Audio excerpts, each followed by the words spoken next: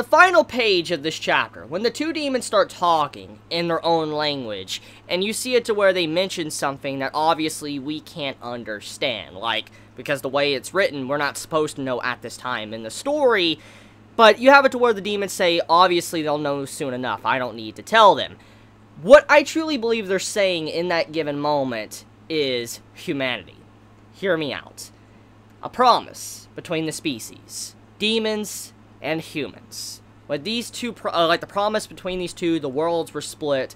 Obviously, the higher-up officials, if they're aware of the separated worlds, a lot of humanity, like the higher-up officials, probably don't want that promise to be broken, because they don't want to have to deal with bullshit with the demons and all the trouble it would cause with regular civilians and all that, the normal, population in that world. Because most likely, like I've already talked about, the normal people in the human world, they know next to nothing probably about the demons. Most likely, just like how our world is when it comes to myths, legends, demons, and dragons, and all that, it's just stories. And that's probably what the normal part of the population knows about. They just think, like, demons are a part of storybooks and stuff, and they're not really real at all. And so, in this case, most likely what we have going on here is that when they're talking at the end of the chapter, they're not talking about anything in the demon world. They're talking about humanity in general, that if they are to try to go over into their world, they will make an enemy out of humanity. Humanity, most likely, if they find out that they crossed over, obviously they will, because they probably have guards or whatever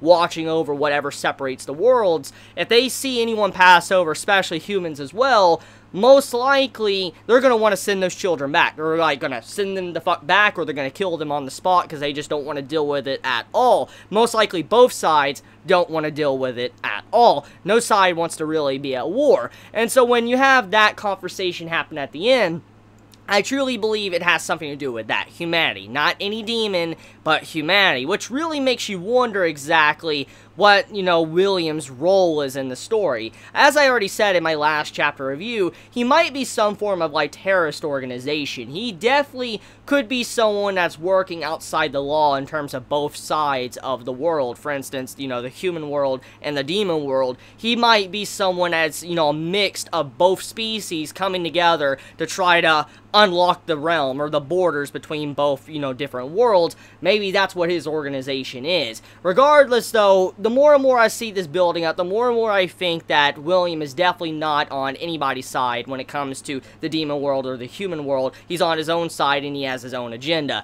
And he's not really getting any backing probably from the high-tier officials unless he's part of some form of organization to manipulate the demons in a way where they can actually go to war. And if this is like typical stuff with what fuels wars, is most likely because they want to obtain something. They want something for themselves. They want to get resources or materials. And since this world does have things that obviously the normal human world does not have, then most likely I could see why humanity, the top tier officials, may want to attack the demon world, because maybe there's stuff there that they want for themselves, and maybe the demon world as well wants something for themselves. We have no idea. But for now, though, getting back into the main point of discussion, I believe what the demons were talking about was humanity, and that they are the main enemy. At the end of the day, once they finally break free from the demon world, they have their own set of new enemies. They're going to have it to where people in society, if it works like our society, there's obviously going to be people with the children, but also there's going to be people that are against the children and want to keep them on the down low, not have anyone know about them at all. And also, what's to say if William, if he's trying to save these kids, if he wants to let them go back? I mean, time they cross the border,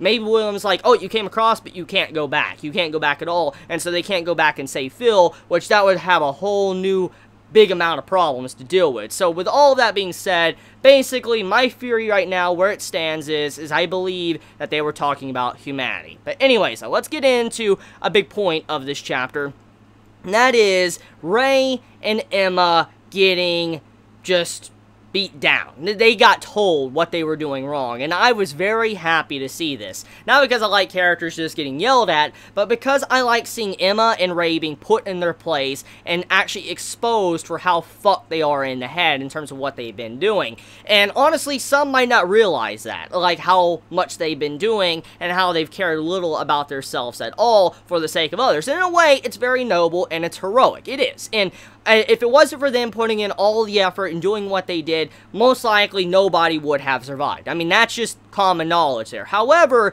because of them pushing themselves so hard, they are actually impacting their own well-being. They are hurting themselves. And Emma and Ray are very vital for the survival of their group. Now, I'm not saying all the other children are fodder, because, I mean, if the writer really thought they were fodder, he probably would have killed the children off by now. So, most likely the children, all of the characters that survived, are probably very important for the future and might have their own individual arcs or development that we'll see later on. But for now, though, Ray and Emma, they are very important characters, and if they were to drop dead, it would be very hard for our other characters to continue pushing forward and survive. So in this case, when you have, like, Gilda coming up to Emma and saying, like, look, you gotta take care of yourself. Stop going in and pushing yourself to the point where you pass out because you're that hurt. Like, you need to stop that shit. That's not good. And, I mean, it makes perfect sense. I mean, imagine if they were on the run by, like, a regular demon or something, like a wild demon,